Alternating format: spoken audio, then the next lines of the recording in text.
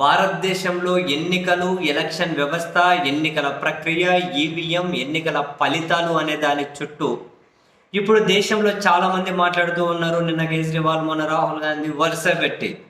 అయితే వీళ్ళందరినీ చూసిన ప్రతిసారి నాకు ఆ నాజీల కథే గుర్తొస్తుంది. మొదట నాజీలు ఒకరి దగ్గరకు వస్తారు, వచ్చినప్పుడు పక్కన వాళ్ళందరూ కూడా మన దగ్గరికి రాలేదులే అని చెప్పి వాళ్ళు సైలెంట్ ఉంటారు. వాళ్ళ నాశనం చేసిన మరో పక్క ఇంకొకరి దగ్గరకు వస్తారు, వాళ్ళ నాశనం చేసిన మరొకరి దగ్గరకు వస్తారు. మొత్తం మీద అందరినీ కనుక సర్వనాశనం చేసే పరిస్థితి వస్తుంది.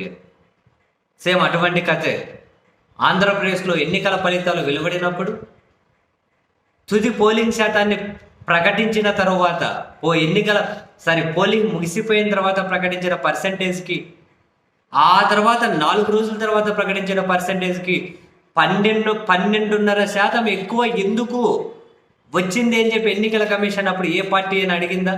ఏ జాతీయ స్థాయి నాయకుడైనా అడిగాడా?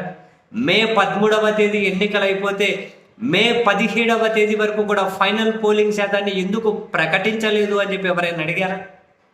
ఏ నాయకుడైనా అడిగారా? అప్పుడు అడిగి ఉండొచ్చుగా. ఈవీఎంలలో 99% బ్యాటరీ ఎందుకుంది అని చెప్పి ఏ నాయకుడైనా అడిగారా? దాని మీద కోర్టులో పిటిషన్ వేసినటువంటి వ్యక్తి ఎవరికి వ్యతిరేకంగా పిటిషన్ వేశారో ఆ కూటమిలో చేరిపోతే అరే ఏం జరుగుతుంది, రాజకీయం, ప్రజాస్వామ్యం ఏమవుతుంది, ఎన్నికల సమగ్రత ఏమవుతుంది అని చెప్పి ఎవరైనా అడిగారా? ఎందుకు అడగరు? జగన్మోహన్ రెడ్డికిలే మనకెందుకు అని. ఆ తర్వాత ఒడిశాలే మనకెందుకు, తర్వాత హర్యానాలే మనకెందుకు, మహారాష్ట్రలే మనకెందుకు, ఢిల్లీలే మనకెందుకు. ఆంధ్రప్రదేశ్కి వచ్చినప్పుడు జగన్ మాట్లాడాలి, ఒడిశాకి వెళ్ళినప్పుడు నవీన్ పట్నాయక్ మాట్లాడాలి, హర్యానాకి వెళ్ళినప్పుడు అక్కడ ఇంకొకరు మాట్లాడాలి, మహారాష్ట్రకు వస్తే అక్కడ ఒకరు, ఢిల్లీకి వస్తే ఇక్కడ ఒకరు మాట్లాడాలి. ఎవరికి వాళ్ళు మొత్తం నాశనం అయిపోయిన తర్వాత అప్పుడు మాట్లాడడం మొదలెడతారా? మొత్తం దేశమంతా ఇదే జరగబోతుంది. వాళ్ళు ఓపెన్గానే చెబుతూ ఉన్నారు.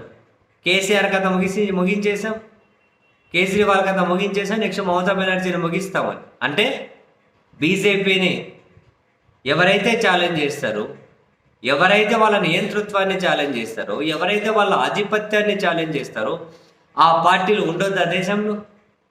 అసలు ఈ దేశంలో ఎన్నికల వ్యవస్థ మీద నమ్మకం కలిగించాల్సిన బాధ్యత ఎన్నికల కమిషన్కు లేదా? ఇన్ని జరుగుతూ ఉంటే రాజకీయ పార్టీలు భయంతో వణికిపోతారా? వాళ్ళ దగ్గరకు వచ్చేంత వరకు కూడా నోరు తెరవరా? భూతం అందరినీ మింగేస్తుంది. గొంతులో దిగబడిన తర్వాత మింగే నేను మునిగిపోయా అనుకోవడమే. ఎవరినో ఒకరిని మింగడం మొదలుపెట్టినప్పుడే దాన్ని అడ్డుకునే ప్రయత్నం చేస్తే తర్వాత నీ వరకు వచ్చి గొంతులో నుంచి కిందకి దిగబడే పరిస్థితి రాదుగా. ఎవరి టర్న్ వచ్చినాడో వాళ్ళు బ్యా అనండి.